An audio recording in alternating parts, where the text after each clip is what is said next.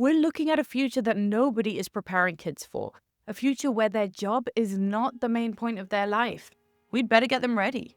If earning a paycheck stops being at the center of our lives, what goes there instead? It might be the most important thing you ever teach them. I want to talk to you about a future that I think almost nobody is preparing our kids for. One where the job, the career, the title, the credentials, the thing that you become is no longer at the center of our lives. Right now, when you meet people for the first time, you often say, "And what do you do?"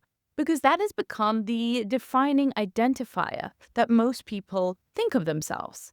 I'm a Vital, I'm a parenting coach. Hey, I'm David, I'm a doctor. But if half the desk jobs really do thin out and machines really do carry more of the work, then we are going to have to answer a question that our parents never had to. If a paycheck isn't at the center of the point of life, then what is? Many people today are working to make a living. But if you no longer need to make a living, or if work doesn't make your living, then what do you do? How do you make a life? This is not a tech question. It's the oldest question there is. What is the meaning of life? And it might be the most important thing we ever teach our children. Unfortunately, for the last decade or so, children's anxiety and depression has been rising precipitously. This steep incline is happening primarily where you might expect it least, and that is in the most prosperous and peaceful nations. Countries that are struggling with poverty and with war have not seen this increase in anxiety and depression in kids, which seems counterintuitive. But these are actually ailments of the prosperous, peaceful societies. When people have real survival to struggle with, they don't have time to navel gaze and to reflect on the meaning of life or to feel like they don't have a mission, they don't have a purpose. They're just cruising because they do have a mission. They need to survive. They need to protect their loved ones. They need to defend their tribe. It's when our basic survival needs are pretty much taken care of by the supply chain, by our thriving economies. It's when the government creates a relative sense of peace and of order that we start to wonder what we're even here for. It's when our paychecks more than cover the basics of food, water, and shelter, and now we're on the hedonistic treadmill chasing the next level of luxury that we start to wonder what it's all about. And that is why it's in the weird countries, the Western, educated, industrial, rich democracies, that we are seeing the highest levels of suicide, of anxiety, of isolation, of depression, paired with our ultra-individualistic societies where the individual is everything, where people live further and further away from their parents, where more and more family estrangement happens, where families are getting smaller and smaller, where people are having fewer kids, getting married less and later, and living alone more and more often, that we see that people really struggle psychologically. That's where we see the crisis in meaning. That's where we see people wondering, what am I even here for? What am I even good for? What is life even about? And that's where, over the last few decades, we've answered this question with career. Whatever your job is becomes your calling, your mission, your purpose, your identity, what you are. It's who you be when you become that thing, right? It's how you define yourself, identify yourself, introduce yourself, and it's how you measure your sense of contribution to the world. If I'm good at my job, if I'm making a lot of money, if my job is prestigious, then I find more value and meaning. And if I don't, then I feel less valuable in the world.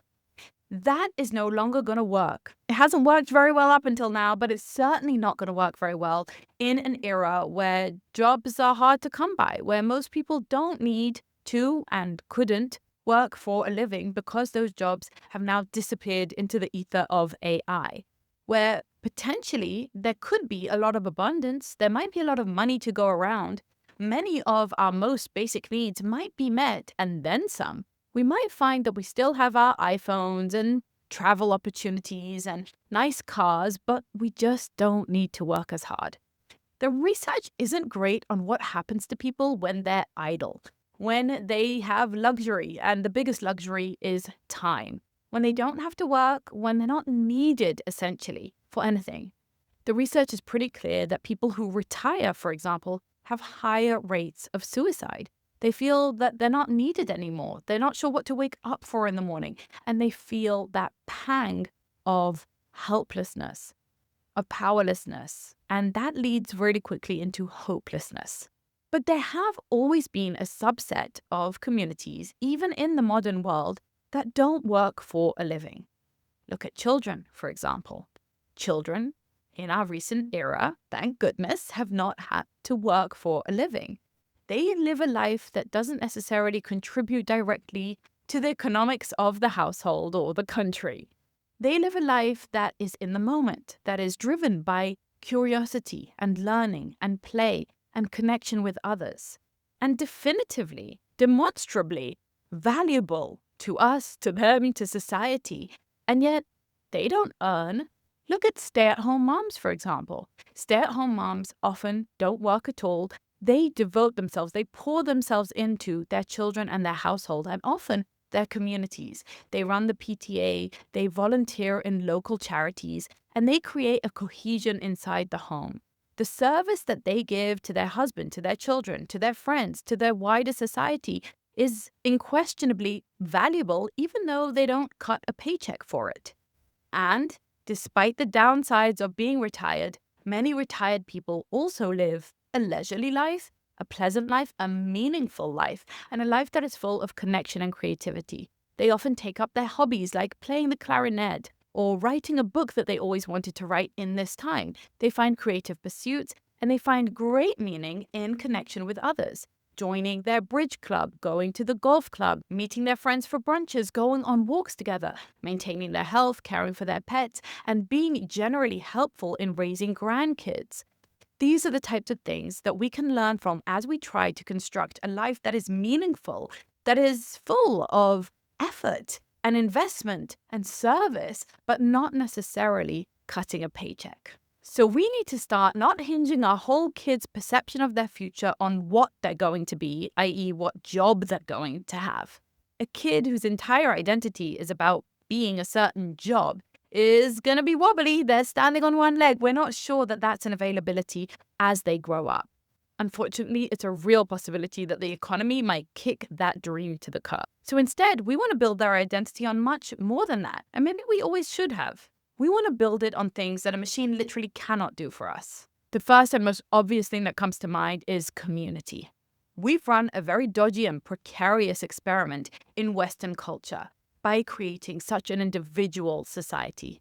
The fact that people really think primarily about themselves and about the rights that they have and the entitlements that they have from others, but not about their duty to others or to the collective. The numbers are really obvious here. People who feel isolated and lonely in an ultra-individualistic society don't fare very well. That is because we are literally hardwired from the Stone Age to be in a pack, in a tribe, in a community. And not in a whole massive country, but rather a community of maximum 100, 150 people tops. That's what we know from research. That is the right size of tribe that people can actually maintain, feel connected to, and feel a mutual duty towards each other. But here's the catch. It has to be real people. It has to be in person. If you've ever experienced the magic of being part of a group that you feel belonging to, maybe through a faith service like at church, or maybe even through your kids' school, or through your extended family, then you know just how meaningful this is and just how protective it is of our own mental health, sense of well-being, and sense of meaning in this world. Your community needs to be a group that would actually notice if your kid didn't show up for a while. This isn't about having 400,000 followers on Instagram. It's about having 4 people who would show up with soup if you were sick.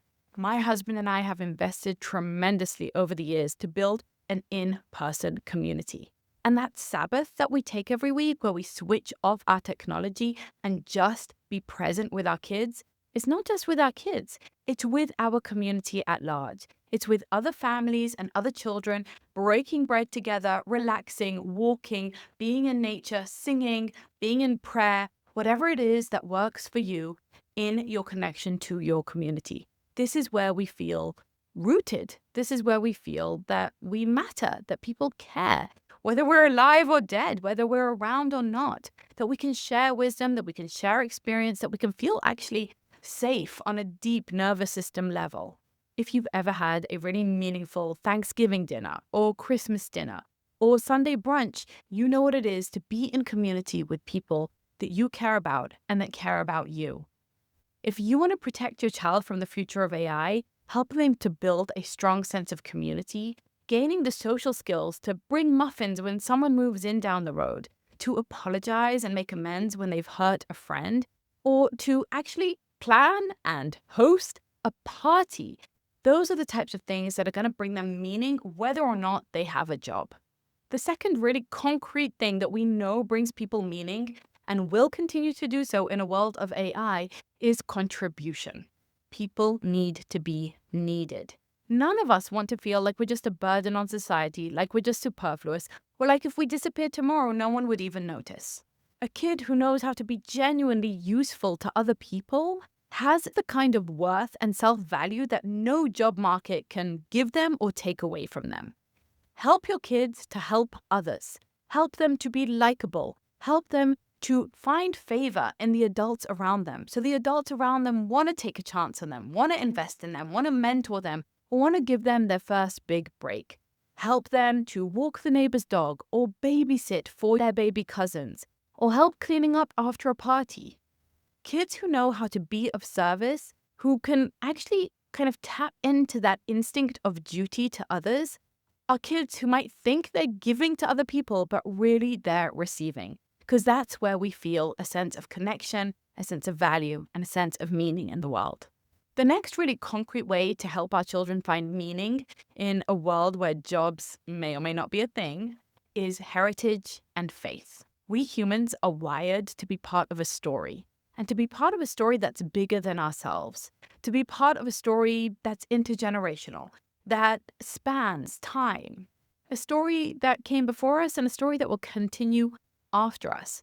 That's why heritage and faith are so crucial and key in identity formation.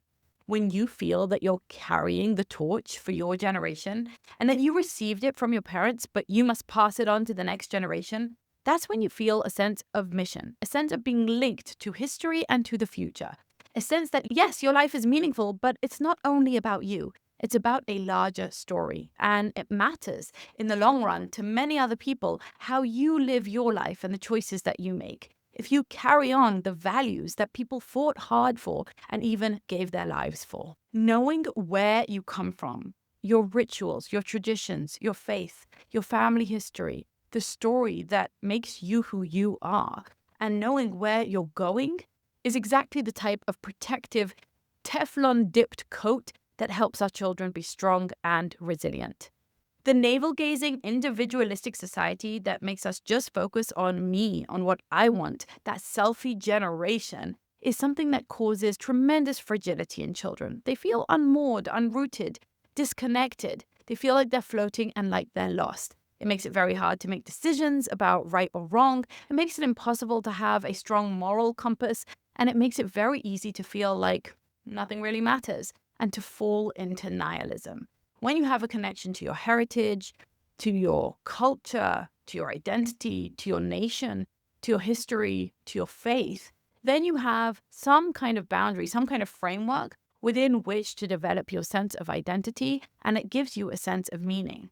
Even if you don't work for a paycheck, if you work to advance your movement, your belief system, your values, to help to spread the message or to reach out to people or to make it better and improve it somehow, or simply to carry it forward and to continue the traditions, then you feel that you do have a sense of mission and meaning in this life. Another really concrete thing that can bring meaning in our life, even if we don't work for money, is mastery of any kind. It could be a craft that they become really exquisite at, an expertise, something that they do that is difficult. It could be a challenge that they set for themselves physically, intellectually, socially. It could be climbing Mount Everest. We humans need overcoming. We need struggle. We need mastery. We need to feel that we excel at something. We need to feel that something that we do has value. And it might not be monetary value, but it might be value because it inspires people or because it helps us get up and start our day and do something.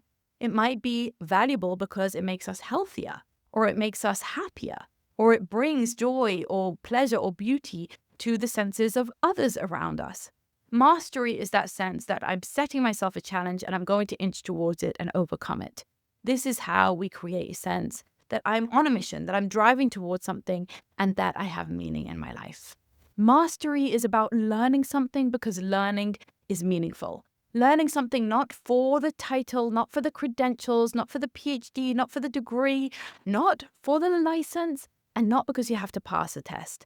But learning something because you're curious, because there's a joy and a beauty and a satisfaction, and in fact, meaning in learning. You know this when you've read a gripping book, when you've overcome some kind of skill that you had to teach yourself through hours of tutorials, when you've been mentored by a really brilliant teacher. You feel yourself growing and you feel the meaning in learning for learning's sake. So yes, the machine might know everything, but there's still value in me learning something that interests me, something that enriches me, something that helps my mind expand. And beyond mastery, one core thing that AI cannot do is it cannot replace the human relationship. Now, don't get me wrong, AI can be like a relationship.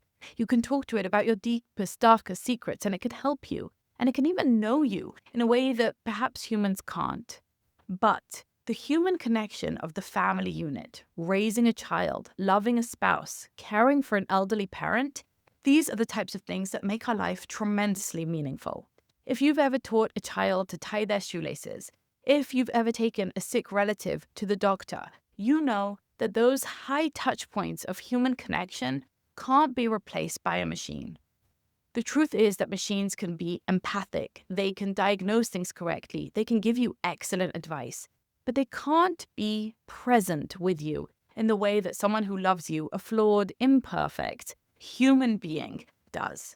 They can't give you that warmth, that touch, that feeling of connection, that feeling that someone really loves you, even though they're not a machine, perhaps because they're not a machine.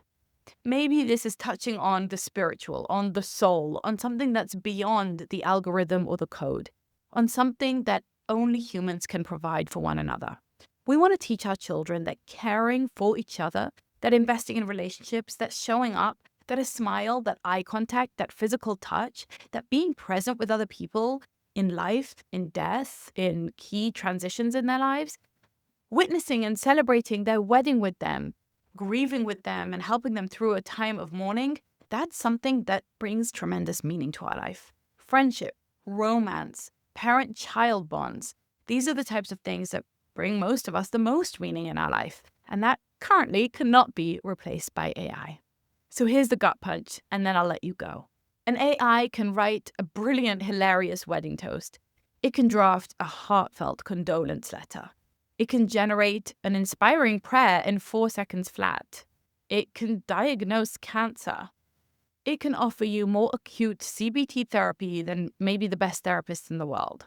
But it cannot show up. It cannot create community. It cannot bring contribution to that community. It cannot carry the torch of heritage and faith. It can't master and overcome tremendous challenges in the physical world. And it certainly can't replace the warmth of human relationship. It can't really be missed or feel belonging. It can't believe in something. It can't sit round a campfire and sing the songs that pass the tradition forward to the next generation. But these are the things that make life worth living. So that is the real future-proofing right there. Not coding, not even carpentry, not even critical thinking skills or entrepreneurship. All of those things are really important. But we need to teach our children how to create meaning. Raising kids who feel that they belong to other people. Raising kids who know how to be useful and how to stand on something deeper than a job title. Raising kids who know how to love for love's sake. And raising kids who know how to learn for the beauty of learning and mastery, because they want to overcome the intellectual challenge and because learning has value in and of itself, not just for the sake of a job. Do that, and it may matter a lot less what the robots take from us, because our kids will still be holding that key part to being human, creating meaning, that the robots can never reach. Okay, all these big ideas are beautiful, but how do you actually run this day to day? How do you actually introduce your kids to AI in that middle of the road, centrist, balanced way that isn't just locking it down or giving it to them raw? That's what we're going to explore in the next video. The operating system is next.